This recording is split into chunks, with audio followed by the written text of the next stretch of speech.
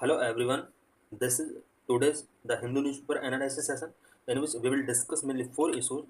The first issue is nearly 62,000 of cases pending in High Court are over 30 years old. In this article, we will discuss about pendency of cases in judiciary. The second issue is what is helium and why it is used in rocket. In this article, we will discuss about helium, which is used in rockets and aircrafts. And the third issue is research reveals worsening air quality in Bangalore, Mangalore, and Mysuru. In this article, we will discuss about air pollution. And fourth issue is fresh opening on Jammu and Kashmir Assembly elections. In this article, we will discuss about announcement of elections in Jammu and Kashmir.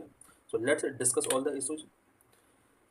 Nearly 62,000 of cases pending in high courts are over 30 years old. What is issue? There are nearly 62,000 cases pending in various high courts which are more than 30 years old, including three awaiting disposal since 1952. और high court के अंदर about 62,000 cases pending है और ये 62,000 cases वो हैं जो 30 years old है। इनमें से थ्री ऐसे केसेस हैं जो 1952 से पेंडिंग है और डिस्पोजल का ये वेट कर रहे हैं। According to official data there are 4 cases pending since 1954 and 9 cases 1955 in high courts. Official data के अकॉर्डिंग 4 केसेस ऐसे हैं जो 1954 से पेंडिंग हैं एंड 9 केसेस ऐसे हैं जो 1955 से पेंडिंग हैं। 52 से ओनली 3 केसेस पेंडिंग हैं।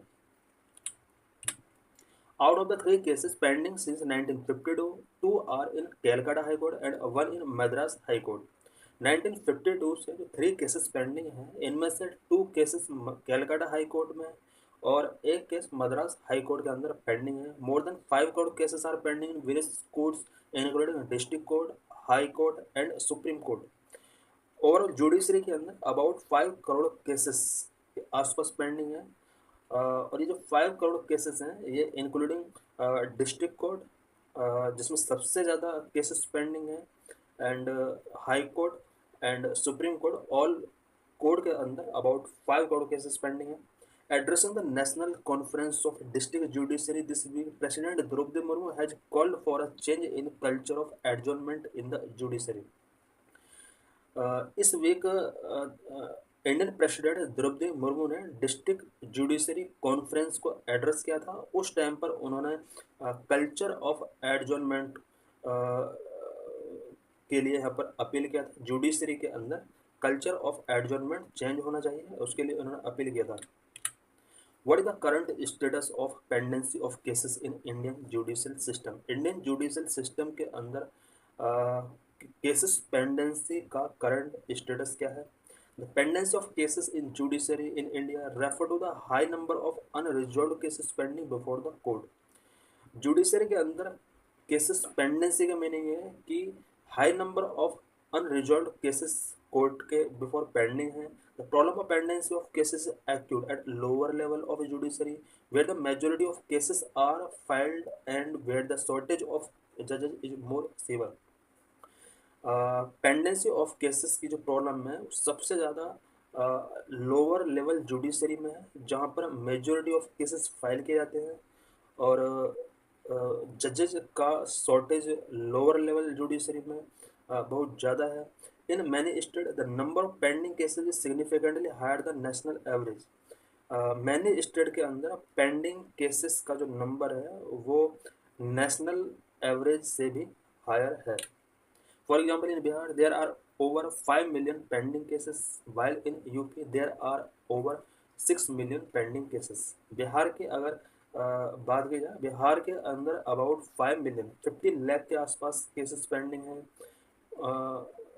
वहीं यूपी के अंदर about 6 million it mean 60 lakh cases pending हैं। Tribunals and special court such as fast track court and family court which were set up to ensure speedy disposal of cases also witness high pendency and vacancies. कुछ tribunal and special court such as fast track court, family court, ये court जो establish की गई थी, setup की गई थी, वो स्पीड डिस्पोजल ऑफ केसेस को इंश्योर करने के लिए यहाँ पर ये सेटअप की गई थी। बट यहाँ भी हाई पेंडेंसी शो हो रही है केसेस का एंड वैकेंसीज यहाँ पर फिल नहीं हो पा रही हैं, जिसकी वजह से केसेस की पेंडेंसी इंक्रीज हो रही है। At the end of 2020, 21,259 cases were pending before the National Company Law Tribunal. National company law tribunal के बिफोर 21,259 केसेस 2020 के एंडिंग तक पेंडिंग थे। This is chart representation of pendency of cases. Supreme court के अंदर about 71,411 cases pending हैं। High court के अंदर about 6 million, it means overall high court के अंदर 6 मिलियन केसेस यहाँ पर अबाउट 60 लाख के आसपास केसेस यहाँ पर पेंडिंग है। एंड लोअर कोर्ट अगर देखा जाए तो यहाँ पर लोअर कोर्ट में अबाउट ये lower court means all India के अंदर जितना भी लोअर कोर्ट है यहाँ पर 41 million, it means 4 crore 10 lakh के आसपास यहाँ पर केसेस पेंडिंग है। और ये जो डाटा है ये अगस्त 2022 का डाटा है। अभी हमने जैसे यूपी के अंदर देखा यहाँ पर 6 मिलियन केसेस पेंडिंग है। यूपी के अंदर जितने भी लोअर कोर्ट है और हाई कोर्ट है इसको इंक्लूड करके ये ओवरऑल 6 मिलियन केसेस थे। बट यहाँ पर इंडिया के ऑल हाई कोर्ट के अंदर यहाँ पर 6 million cases only high court के अंदर यहाँ पर पेंडिंग है। तो सबसे ज़्यादा पेंडेंसी हम देख सकते हैं यहाँ पर 41 मिलियन लोअर कोर्ट में है, हाई कोर्ट के अंदर 6 million about 60 lakh and supreme court के अंदर 71,411 केसेस पेंडिंग है। Various reasons for the high pendency of cases in Indian judiciary. Various reasons क्या क्या है? Number one, lack of judges. Number two, lack of infrastructure. Number three, cases complexity. Number four, weak enforcement of court orders. Number five, procedural delays. Number six, increased legal awareness. Number one, lack of judges. There is a shortage of judges in the Indian judiciary which lead to delay in resolution of cases as there is a backlog of cases awaiting to be heard. जजेस की shortage Indian judiciary में बहुत ज़्यादा है जिसकी वजह से cases का रेजोल्यूशन डिले हो जाता है। Number two, lack of infrastructure. Indian court lack the necessary infrastructure and resources to deal with the many cases that are filed. Many cases जो फाइल किए जाते हैं जुडिशरी के अंदर, इंडियन जुडिशरी के पास नेसेसरी इंफ्रास्ट्रक्चर और रिसोर्सेज का लैक है। This can contribute to delay in resolution of cases, जिसकी वजह से केसेस के रेजोल्यूशन डिले हो सकते हैं। Number three, cases complexity. Some cases are complex and require a lot of time and resources to be resolve. कुछ cases इतना complex होते हैं कि उनको रिजॉल्व करने के लिए a lot of time and resources की नीड होती है। It can also contribute to delay in resolution of cases. Weak enforcement of court orders. In some cases, court orders are not enforced, which can lead to further delay in resolution of cases. Some cases में court order enforce नहीं किए जाते जिसकी वजह से cases resolution delay हो सकते हैं। Procedural delay. Sometimes it is seen delay in legal process due to procedural issues such as inability to locate witness or delays in obtaining evidence. Sometimes witness locate नहीं हो पाता है and necessary evidence में delay की वजह से भी cases pendency हो सकती है, डिले हो सकते हैं। Number six, increase legal awareness. Due to increase legal awareness has increase the number of case file. Because people के अंदर किस तरह से जस्टिस के लिए हम कोर्ट जा सकते हैं, ये अवेयरनेस इंक्रीज हुआ है और इस वजह से भी number of cases filing increase हुआ है। Further, new mechanism like public interest litigation PIL have also resulted in more cases being filed. PIL का जो मैकेनिज्म स्टार्ट किया गया था इसकी वजह से भी मोर केसेस फाइल्ड किए जा रहे हैं इंडिया के अंदर। What step have been taken by judiciary to reduce the pendency of cases? Cases की पेंडेंसी को रिड्यूस करने के लिए जुडिशरी के द्वारा वेरियस स्टेप्स टेकन किए गए हैं। Number one, initiative as virtual court system. Number two, launching of e court portal. Number three, fast track court, alternative dispute resolution, e payment of fines and court fee, e filing, interoperable criminal justice system. Number one, initiative as a virtual court system. In this system, regular court proceedings are conducted virtually through video conferencing. It ensures easy access to justice and reduce the pendency of cases. Cases को की pendency को reduce करने के लिए virtual code system यहाँ पर launch किया गया। In this system regular code proceedings virtually video conferencing के थ्रू कंडक्ट कराई जाती हैं। Number 2, launching of E code portal. This was launched to improve access to justice using technology. It is a comprehensive platform for all stakeholders such as litigants, advocates, government agencies, police and citizens. E code portal यहाँ पर launch किया गया so that cases pendency को reduce किया सके and specially इसमें technology का use करके जस्टिस एक्सेस किया जाएगा और ऑल स्टेक होल्डर्स इसका यूज कर सकते हैं specially litigants advocates government agencies police and citizens all people comprehensively तरीके से इस प्लेटफॉर्म का यूज कर सकते हैं। Number 3, fast track courts. Fast track courts are being set up by government to expedite the justice delivery and reduce the pendency of cases. Justice delivery को expedite करने के लिए गवर्नमेंट के द्वारा फास्ट ट्रैक कोर्ट्स सेटअप किए गए हैं so that pendency of cases को रिड्यूस किया जा सके। Alternative dispute resolution ADR mechanism like लोक अदालत, ग्राम न्यायालय, online dispute resolution etcetera ensure timely justice. Timely justice को इंश्योर करने के लिए ADR मैकेनिज्म लाइक लोक अदालत इस्टेब्लिश किए गए हैं, ग्राम न्यायालय इस्टेब्लिश की गई, ऑनलाइन डिस्प्यूट रेजोल्यूशन इस्टेब्लिश किए गए। Number 5, E payment of fine and court fee facility to make online payment for court fee and fines, reducing the need for cash, stamps and check, and integrating with state-specific vendor for convenience. E-payment of fine and court fee का provision किया गया so that cash, stamp and check का जो complex procedure है उसको reduce किया जा सके। Number 6, E filling facility of submitting court cases electronic through the internet, providing benefits such as saving time and money, not requiring physical presence in court and reducing paper consumption. Court cases का जो भी court cases से related जो भी information है उसको internet के through electronically submitting करना, स्पेशली इसमें टाइम एंड मनी दोनों सेव हो सकता है। फिजिकल प्रेजेंस कोर्ट के अंदर नेसेसरी नहीं हो जाता, पेपर कंजप्शन भी इससे रिड्यूस हो सकता है।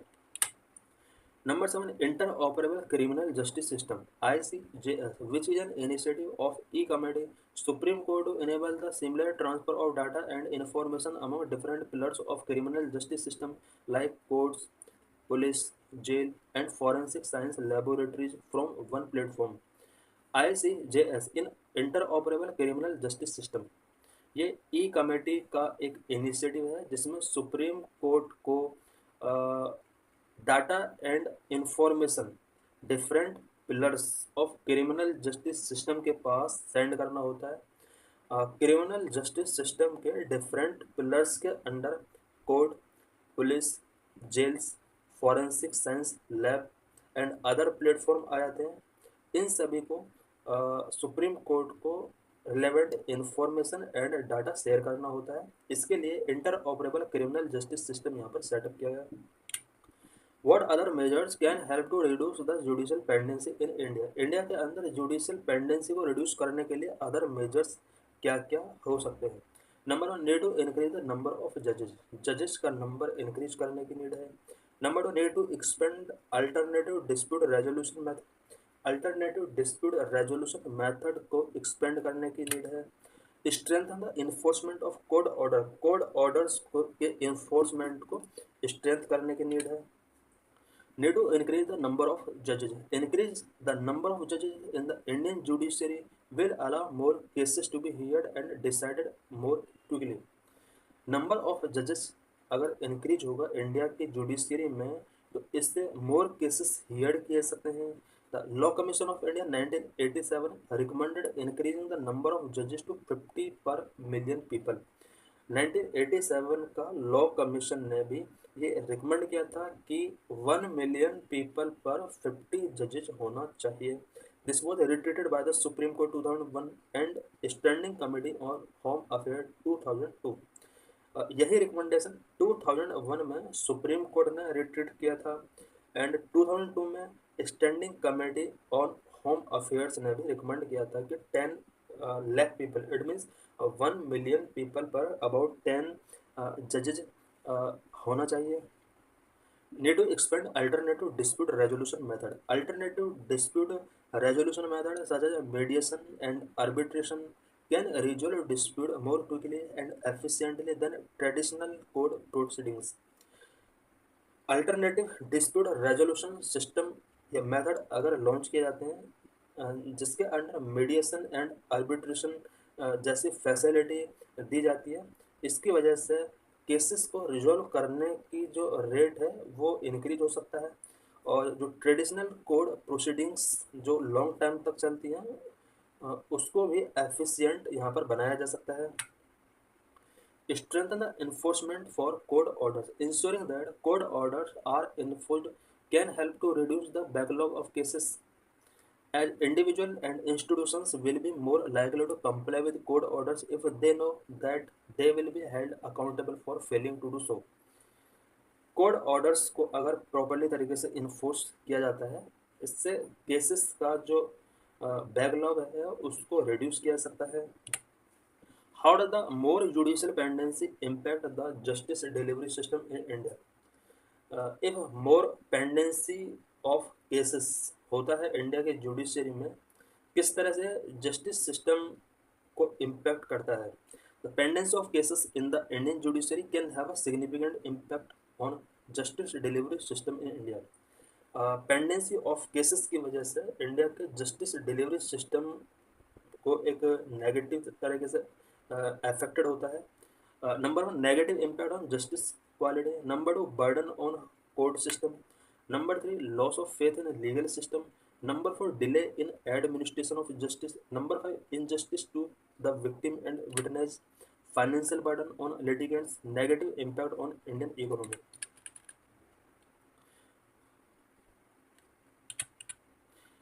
Number 1, negative impact on justice quality.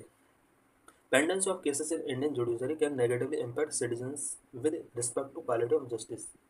Citizen के माइंड में एक नेगेटिव मैसेज जाता है बिकॉज लोग ये बिलीव करना बंद कर देते हैं कि जस्टिस के अंदर क्वालिटी है, बिकॉज ऑलरेडी इतना केस अगर पेंडिंग होगा तो सिटीजन का जो ट्रस्ट है वो भी यहाँ पर अफेक्टेड होगा. Burden on the court system. A large number of pending cases can burden the court system, making it difficult for judges to hear and decide case in timely manner. More pendency अगर हुआ cases का तो इसकी वजह से जजेस के लिए केसेस को प्रॉपरली तरीके से हियर करना इम्पॉसिबल हो जाएगा और टाइमली मैनर से केस डिसाइड नहीं किए जाएंगे. Loss of faith in legal system. Long delay in cases can lead to loss of faith in legal system among the general public. Among the general public legal system के प्रति जो लोगों का faith है वो लॉस हो सकता है. Delay in administration of justice. A large backlog of cases waiting to hear can result in delay in resolution of cases which can take many years और इवन डिकेड्स. एक लार्ज नंबर ऑफ केसेस का backlog होगा, इसकी वजह से cases का resolution यहाँ पर डिले हो सकता है और इवन इसमें मैनी ईयर्स और डिकेड टाइम भी लग सकता है. Injustice to the victim and witness. High pendency of cases can lead to witness forgetting the fact of cases. High time के लिए अगर पेंडेंसी होता है केस का, तो जो विटनेस है वो केस के फैक्ट को फॉरगेट कर सकता है, वो डाई हो सकता है, अनट्रेसेबल हो सकता है, और जो विक्टिम है may lose faith in justice system. Victim के अंदर जस्टिस सिस्टम के अगेंस्ट फेथ लॉस हो सकता है. Financial burden on litigants. Prolonged litigation can be costly for litigants as they have to bear the expense of prolonged court proceedings. Long time के लिए pendency अगर होती है केस की तो इससे कोर्ट प्रोसीडिंग्स में लिटिगेंट्स और अदर्स का जो एक्सपेंस होता है वो बहुत ज़्यादा बढ़ सकता है. Negative impact on economy. Due to delay in the justice system can also have a negative impact on the economy as businesses may be delayed or prevented from moving forward due to unresolved legal dispute. अगर business से related कोई dispute है और वो unresolved रहता है long time के लिए, तो इसकी वजह से उस बिजनेस आपको इकोनॉमिक लॉस हो सकता है, ओवरऑल कंट्री को लॉस हो सकता है, और इकोनॉमी पर इसका नेगेटिव इम्पैक्ट पड़ सकता है। What is helium and why is it used in rocket? Two NASA astronauts aboard Boeing's Starliner will stay on the International Space Station for months because of faulty propulsion system whose problems include helium leak. NASA की तरफ से to astronaut Boeing Starliner के अंदर abroad होकर international space station पहुंचे, but उस star liner के अंदर फॉल्टी प्रोपल्शन सिस्टम में फॉल्ट होने की वजह से उन्हें अभी कुछ मंथ के लिए वहाँ पर रुकना पड़ेगा, बिकॉज वहाँ पर हीलियम लीकेज से रिलेटेड प्रॉब्लम स्टार लाइनर के अंदर शो की गई है। Boeing's Starliner spacecraft landed uncrewed in a New Mexico desert late on Friday. जिस स्पेसक्राफ्ट के अंदर ये स्पेस के अंदर पहुंचे थे, वहाँ पर फॉल्ट इसमें शो किए गए, जिसके बाद ये जो स्टार लाइनर है ये अनक्रूड वापस आ जाता है और लेट फ्राइडे को मैक्सिको के डेजर्ट में यहाँ पर लैंड करता है। Past missions have been affected by pesky helium leakage inside ISRO's Chandrayaan-2 and ESS Ariane-5. Past missions ISRO के जैसे चंद्रयान 2 रहा है, ESS Ariane-5 रहा है, यहाँ भी पिस्की हीलियम लीकेज की वजह से कुछ इफेक्ट शो हुए थे। Why do spacecraft and rocket use helium and what is so tricky about it? Spacecraft और रॉकेट के अंदर हीलियम क्यों यूज किया जाता है, इससे रिलेटेड आर्टिकल हम यहाँ पर डिस्कस करेंगे। Why do spacecraft and rocket use helium? Helium is inert; it does not react with other substances or combust, and its atomic number is 2, making it the second highest element after hydrogen. Helium एक inert gas है और other substance के साथ easily तरीके से react नहीं करती, combust नहीं करती, एटॉमिक नंबर इसका 2 होता है, जिसकी वजह से ये सेकेंड लाइटेस्ट एलिमेंट है आफ्टर हाइड्रोजन। इट मीन्स सबसे लाइटेस्ट एलिमेंट हाइड्रोजन है, सेकेंड नंबर पर हीलियम आता है। Rockets need to achieve specific speed and altitude to reach and maintain orbit. Rocket जो स्पेस के अंदर जाते हैं उन्हें अपना स्पेसिफिक स्पीड अचीव करने के लिए एंड एल्टीट्यूड पर रीच करने के लिए, ऑर्बिट मेंटेन करने के लिए कुछ यहाँ पर बैलेंस की ज़रूरत होती है स्पेसक्राफ्ट के अंदर, और ये बैलेंस सेटअप करने का वर्क हीलियम गैस करती है। A heavier rocket require more energy, not only increasing fuel consumption but also needing more powerful engine which are more expensive to develop, test and maintain. Heavier rocket, जितना rocket heavy होगा उतना ही more energy require होगा, consumption fuel का increase होगा and engine powerful चाहिए, जिसके लिए developing cost, testing cost and maintaining cost बहुत हाई हो सकता है। Helium also has a very low boiling point allowing it to remain a gas even in super cold environment, an important feature because many rocket fuels are stored in that temperature range. Helium का जो boiling point होता है वो very low है, -268.9 degree Celsius इसका boiling point होता है, और सुपर कोल्ड इन्वायरमेंट में भी ये गैस की फॉर्म में रहता है, और जितना भी रॉकेट फ्यूल होता है वो इसे टेम्परेचर रेंज में स्टोर करके रखा जाता है। The gas is non toxic but can not be breath on its own because it displaces the oxygen humans need for respiration. Helium is used to pressurize fuel tanks, ensuring fuel flown to the rocket's engine without interruption and for cooling system.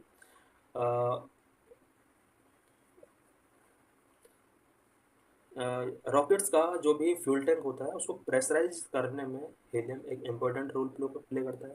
Rockets का जो engine होता है fuel flow करने में ये help करता है without interruption, and cooling system के लिए भी इम्पोर्टेंट रोल प्ले करता है। As fuel and oxidiser are burn in rockets engine, helium fill the resulting empty space in tanks maintaining the overall pressure inside. Tank के अंदर जैसे ही fuel empty होता रहता है उसका प्लेस फुल करने के लिए हीलियम अपना रोल प्ले करता है, एंड ओवरऑल जो भी रॉकेट के अंदर प्रेशर है उसको मेंटेन करने का वर्क हीलियम करता है। Because it is non reactive it can safely mingle with the tanks residual content. ये नॉन रिएक्टिव होने की वजह से टैंक्स का जो रेसिडुअल कंटेंट है उसके साथ सेफली तरीके से मिंगल हो जाता है। Is it prone to leak, क्या ये लीक हो सकता है? लीकेज की वजह से एयरक्राफ्ट में प्रॉब्लम्स जनरेट हो सकती हैं। Helium is small atomic size and low molecular weight mean its atomic can escape through small gap or seal in storage tank and fuel system, but because there is very little helium in the earth's atmosphere, leaks can be easily detected, making the gas important for spotting potential fault in a rocket or spacecraft fuel system। Leak ये क्योंकि इसका low molecular weight होता है और ये इसको storage किया जाता है टैंक के अंदर। लीकेज अगर होता है इसका लीकेज इजीली तरीके डिटेक्ट किया जा सकता है बिकॉज इन्वायरमेंट के अंदर इसका जो क्वांटिटी है वो बहुत ही लार्ज क्वांटिटी है, इस वजह से इसके लीकेज को इजीली तरीके से डिटेक्ट किया जा सकता है। Are there alternatives? Some rocket launches have experimented with gases such as argon and nitrogen, which are also inert and can also sometimes be cheaper. Uh, कुछ रॉकेट लॉन्चेस में oxygen gas और nitrogen gas का experiment किया गया था because ये भी inert gases हैं। Helium however is much more prevalent in the industry. ज़्यादातर स्पेसक्राफ्ट इंडस्ट्री के अंदर हीलियम गैस का ही यूज किया जाता है। Research reveals worsening air quality in Bangalore, Mangaluru, and Mysuru. New research by Greenpeace India has revealed that air quality in Mangaluru, and Mysuru has come down drastically, and that air pollution is on rise. Green peas India के द्वारा एक research किया गया है जिसमें Bengaluru and Mysuru का जो air quality है वो ड्रास्टिकली डाउन हुआ है और एयर पोल्यूशन राइज होने की वजह से ऐसा हुआ है। The Greenpeace report is spared to air to also flag serious health concern as the average particulate matter PM2.5 and PM10 levels soar in 10 major cities of southern India, significantly exceeding the air quality guidelines set by the WHO। WHO के द्वारा जो भी air quality guidelines release की गई थी, average air quality index जो भी WHO के द्वारा शो किया गया था उसको एक्सीडिंग करते हुए इंडिया के अंदर कुछ स्पेशल साउथर्न सिटीज़ के अंदर PM2.5 का लेवल एंड PM10 का level 10 major cities of south India में इनका काफ़ी लेवल इंक्रीज हुआ है। In MC Mehta versus Union of India, the Supreme Court treated the right to live in pollution-free environment as a part of fundamental right to life under Article 21 of the Constitution। Constitution के article 21 के अंदर every citizen को ये right है कि वो pollution free environment में रहे। ये फंडामेंटल राइट के तौर पर सुप्रीम कोर्ट ऑफ इंडिया ने इसको ट्रीट किया था इन MC Mehta versus union of India case के अंदर। की पॉइंट्स ऑफ द रिपोर्ट, अभी जो रिपोर्ट आया है सब की पॉइंट्स क्या क्या है। The report analyse the air quality standard of Hyderabad, Chennai, Kochi, Mangaluru, Amaravati, Vijayawada, Visakhapatnam, Bengaluru, Mysuru and Pondicherry. ये कुछ सिटीज़ हैं, इन सिटीज़ के अंदर air quality standard Greenpeace India के द्वारा मेजर किया गया है। Study found that when compare to WHO guidelines, अगर WHO की गाइडलाइन के साथ कंपेयर किया जाता है तो एनुअल एवरेज PM2.5 का जो लेवल है इंडिया के अंदर वो 6 to 7 टाइम्स हायर है। किसके कंपेयर में? WHO गाइडलाइन से कंपेयर कर। मैंगलुरु के अंदर other cities like Hyderabad, Vijayawada, Kochi, Amravati and Chennai, in cities के अंदर WHO गाइडलाइंस के कंपेयर में PM2.5 का लेवल 6 to 7 टाइम्स हायर है। Additionally, comparing PM10 level with WHO guidelines reveals that Bangalore, Puducherry and Mysuru have annual average that exceed the guidelines by 4 times। Southern India के कुछ cities जिसमें Bengaluru, Puducherry and Mysuru, इनके अंदर PM10 का जो level है वो WHO guidelines say about 4 times ज़्यादा है। What is air pollution?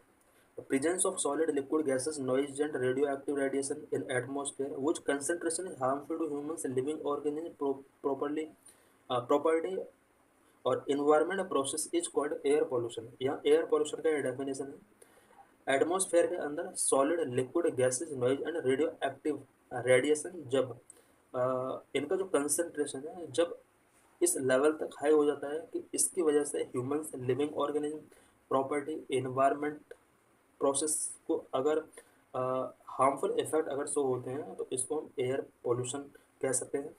These substances are known as pollutants, can be either natural or man-made, can originate from various sources such as industrial process, vehicle emissions, agricultural activities, and natural events like wildfires and volcanic eruptions.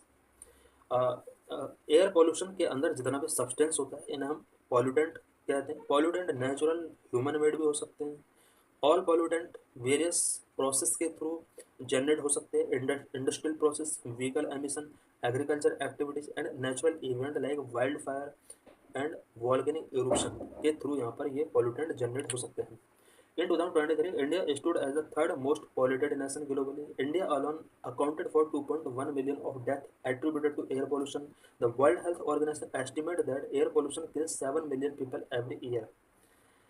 2023 में India globally third most polluted country के तौर पर count किया गया था। Yearly air pollution की वजह से इंडिया के अंदर 21 लाख के आसपास पीपल का डेथ होता है। ओवरऑल अगर वर्ल्ड में देखा जाए तो वर्ल्ड में about 70 lakh, it mean 7 million people का डेथ एयर पोल्यूशन की वजह से होता है। वेरियस एयर पॉल्यूटेंट्स, अब एयर पॉल्यूटेंट कौन कौन से हो सकते हैं? Number 1, sulphur dioxide SO2। It comes from the combustion of fossil fuels, oil, coal and natural gas, reacts with water to form acid rain. It causes respiratory problem. Sulphur dioxide fossil fuels के consumption की वजह से generate होता है। अब fossil fuel जैसे oil, coal and natural gas and water के साथ रिएक्ट करके सल्फर डाइऑक्साइड एसिड रेन बनाता है, जिसकी वजह से रेस्पिरेटरी प्रॉब्लम पीपल को हो सकती है। Number 2, nitrogen dioxide. Emission from road transport, industry and energy production sectors contribute to ozone and PM formation. It causes chronic lung disease. Nitrogen dioxide transport, industry and energy production sectors की वजह से emission होता है। इसकी वजह से ozone and PM formation होते हैं और क्रोनिक लंग डिसीज हो सकते हैं। Number 3, ammonia, produced by metabolism of amino acid and other compounds which contain nitrogen. It causes immediate burning of eyes, nose, throat, and respiratory tract and can result blindness, lungs damage. Amino amino acid and other compound जिनके अंदर nitrogen होते हैं, इनके metabolism की वजह से ये बनते हैं और इसकी वजह से आइज के अंदर बर्निंग हो सकता है, नोज, थ्रोट, रेस्पिरेटरी ट्रैक्ट के अंदर बर्निंग फीलिंग हो सकता है। रिजल्ट के तौर पर ब्लाइंडनेस एंड लंग्स डैमेज हो सकता है। Number 4, ozone O3, secondary pollutant found from other pollutants and VOC under the action of sun. It causes irritation of eye and respiratory mucous membrane, asthma attack. इसकी वजह से eyes में irritation, respiratory mucous membrane के अंदर irritation, asthma attack हो सकता है। Carbon monoxide, it is produce in incomplete combustion of carbon containing compound. Impact are fatigue, confusion and dizziness due to inadequate oxygen delivery to the brain. Carbon monoxide जो produce होता है ये carbon containing compound के incomplete combustion की वजह से हो सकता है। नेगेटिव इम्पैक्ट, हेल्थ इम्पैक्ट इसका हो सकता है, फैटिग हो सकता है, कन्फ्यूजन हो सकता है, dizziness due to inadequate oxygen delivery to brain, dizziness भी हो सकता है। Number 6, lead, released as a waste product from extraction of metal such as silver, platinum, and iron from their respective ores. Impact are anemia, weakness, and kidney and brain damage. Waste product के तौर पर ये release होता है, specially metals का जिस time पर extraction होता है, specially silver, platinum and iron, उस टाइम पर ये एज अ वेस्ट रिलीज होता है। इसके कई सारे हेल्थ इम्पैक्ट हो सकते हैं, anaemia, weakness, kidney and brain damage की प्रॉब्लम भी इसकी वजह से हो सकती है। What are major driving factors of air pollution? India के अंदर एयर पोल्यूशन के मेजर ड्राइविंग फैक्टर्स क्या क्या हो सकते हैं? Number 1, industrial and vehicular emission. Number 2, solid waste burning. Number 3, stubble burning including other agriculture activities. Number 4, domestic cooking and heating. Number 5, coal-based power plant. Number 6, improper use of pyrolysis. Industrial and vehicular emission. Carbon monoxide CO, nitrogen oxide NO, and non methane volatile organic compound are primary pollutant from vehicles. Vehicles के through जो primary pollutant release होते हैं, carbon monoxide release होता है, nitrogen oxide release होता है, non methane volatile organic compound release होते हैं, और अबाउट 80% से ज़्यादा ये रिलीज होते हैं। Industries like iron and steel, sugar, paper, cement, fertilizer, copper and aluminum contribute to suspended particulate matter SO, sulfur dioxide, nitrogen oxide and CO2। कुछ industries like iron and steel, sugar, paper, cement, fertiliser, copper and aluminium, ये industries sulphur sulphur dioxide and nitrogen oxide, carbon dioxide के release के लिए responsible है।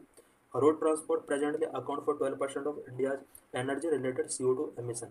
India के अंदर overall जितना CO2 emission होता है, इसमें ट्रांसपोर्ट सेक्टर का जो रोल है वो 12% रोल है। Solid waste burning. According to the Energy and Resource Institute report, India generates over 62 million tons of waste in a year. A significant portion of which is burned openly or in informal dump site. Open burning of solid waste contribute to the release of various pollutants including PM, dioxins and furans. TERI, the Energy and Resource Institute का एक report आया था। इस report के अंदर ये show किया गया था कि इंडिया के अंदर yearly 62 million ton waste generate किया जाता है, और इसमें से मैक्सिमम वेस्ट जो है उसको ओपनली बर्न किया जाता है। और बर्निंग ऑफ सॉलिड वेस्ट की वजह से वेरियस पॉल्यूटेंट रिलीज होते हैं including PM, dioxins, furans. Number 3, stubble burning including other agriculture activities. Stubble burning and other agriculture activities की वजह से भी पॉल्यूशन इंक्रीज हो सकता है। Burning of straw stubble after harvesting grains like paddy and wheat particularly in Punjab, Haryana and UP contribute significantly to air pollution specially in NCR region during winter. Winter के time पर Delhi NCR के आसपास air pollution significantly तरीके से rise होता है, because इसके आसपास पंजाब, हरियाणा एंड यूपी जो बॉर्डर स्टेट हैं, इन बॉर्डर स्टेट के अंदर स्ट्रो बर्निंग बहुत ज़्यादा होता है, बिकॉज पैडी एंड वीट का ग्रेन हार्वेस्टिंग के बाद इसको बर्निंग कर दिया जाता है। Supreme court in 2023 proposed excluding stubble burning farmers from MSP as part of effort to discourage this practice in Punjab and neighboring state near Delhi। Punjab and Delhi का जो नेबरिंग स्टेट है, यहाँ पर अगर कोई भी फार्मर स्टबल बर्निंग करता है उसको MSP से एक्सक्लूड किया जाए, ऐसा सुप्रीम कोर्ट ने 2023 में एक ऑर्डर दिया था। With crop residue burning other agriculture activities like tilling, fertilizer and pesticides application and improper livestock farming contribute to air pollution. These activities release ammonia, methane and particulate matter into the air। Residue burning के साथ साथ other activities भी हैं जो agriculture से related है, जिनका air pollution को इंक्रीज करने में रोल होता है, like tilling, fertiliser and pesticides application, improper livestock farming. And ये जो एक्टिविटी हैं, बिकॉज इन एक्टिविटीज़ की वजह से अमोनिया रिलीज होता है, मीथेन रिलीज होता है एंड पार्टिकुलर मैटर एयर में रिलीज होते हैं। Number 4, domestic cooking and heating. About 60 to 65% of India's rural household rely on solid fuel such as coal, biomass and kerosene for cooking and heating purpose. India के अंदर अभी भी about 62 to 65% rural household solid fuel पर believe करते हैं, rely करते हैं। Solid fuel such as coal, biomass, kerosene, इनका कुकिंग एंड हीटिंग पर्पज के लिए अभी भी इंडिया के रूरल हाउस होल्ड के अंदर यूज किया जाता है। The incomplete combustion of these fuel release harmful pollutants such as PM, carbon monoxide and volatile organic compound. Number 5, coal based power plant. Coal based thermal power stations with no pollution control technology are responsible for over half sulfur dioxide, 30% oxides of nitrogen, about 20% particulate matter among man-made emission in India। India के अंदर जितना भी man made emission है, उसमें coal base thermal power stations का बहुत बड़ा role है, बिकॉज यहाँ पर कोई भी पॉल्यूशन कंट्रोल टेक्नोलॉजी का यूज नहीं किया जाता है। Overall man made sulphur dioxide जितना यूज रिलीज किया था उसका half coal based thermal power station के द्वारा किया था। 30% ऑक्साइड ऑफ नाइट्रोजन रिलीज करने में coal based thermal power station का रोल है। Number 6, improper use of pyrolysis. Pyrolysis is a technique to break down synthetic material, leaves fine carbon matter and residue like pyrogas and oil contributing to pollution. Pyrolysis ये एक technique है synthetic material को break down करने का। जिस time पर synthetic material का यहाँ पर ब्रेक डाउन होता है उस टाइम पर फाइन कार्बन मैटर्स रिलीज होते हैं गैस की फॉर्म में जो कि पॉल्यूशन को कंट्रीब्यूट करते हैं। The national green tribunal in 2014 prohibited used tyre from being burned in open or used as fuel in brick kilns। 2014 में नेशनल ग्रीन ट्राइब्यूनल ने यूज्ड टायर को ओपनली बर्निंग करने से एंड ब्रिक मिल्स में as a fuel use करने से यहाँ पर प्रोहिबिटेड कर दिया गया था। कि government initiatives for controlling air pollution को कंट्रोल करने के लिए गवर्नमेंट ने क्या क्या इनिशिएटिव टेकिंग किए। Number 1, national clean air programme. Number 2, system of air quality and weather forecasting and research portal. Number 3, new commission for air quality management. Number 4, graded response action plan. Number 5, for reducing vehicular pollution BS6 vehicles यहाँ पर launch किए गए। National electric mobility mission plan. ये कुछ initiatives हैं जो government of India के द्वारा टेकिंग किए हैं। Fresh opening on the Jammu and Kashmir assembly elections. Key points. The first assembly election in Jammu and Kashmir after a decade has so enthused people and parties in UT of Jammu and Kashmir। Jammu and Kashmir के people और parties के बीच में enthusiasm पैदा हुआ है because यहाँ पर Jammu and Kashmir के लिए फर्स्ट असेंबली इलेक्शन यहाँ पर करने का डिसीजन लिया गया है। The erstwhile Jammu and Kashmir lost its statehood and special status under Article 317 2019। 2019 में जम्मू एंड कश्मीर का जो आर्टिकल 70 के अंदर स्टेटहुड था उसको लॉस्ट कर दिया है। उसको आर्टिकल 370 के अंदर जो स्पेशल स्टेटस दिया हुआ था उसको लॉस्ट कर दिया गया। On 5th August 2019, the President of India, in the exercise of powers conferred by Article 371 of the Constitution, issued the Constitution Order 2019। 5 अगस्त 2019 को प्रेसिडेंट ऑफ इंडिया ने एक कॉन्स्टिट्यूशन ऑर्डर रिलीज किया है। उस टाइम पर रिलीज किया था और इस ऑर्डर के थ्रू जम्मू एंड कश्मीर को जो स्पेशल स्टेटस मिला हुआ था उसको लॉस्ट कर दिया गया। Through this the government of India has made modifications to article 370 itself, not revoked it. Government of India ने इस आर्टिकल को रिवोक नहीं किया है, बस यहाँ पर आर्टिकल 370 में जो गवर्नमेंट ऑफ इंडिया और जम्मू एंड कश्मीर के साथ इसके रिलेशन थे उसको मॉडिफाई किया गया है। With the government of India has Altered the relationship between the state and Jammu and Kashmir and Indian union. Jammu and Kashmir और इंडियन यूनियन का जो रिलेशनशिप था उसको गवर्नमेंट ऑफ इंडिया ने सिर्फ अल्टर किया है, आर्टिकल 370 को रिवोक नहीं किया है। On 17 October 1949 article 370 was added to the Indian constitution.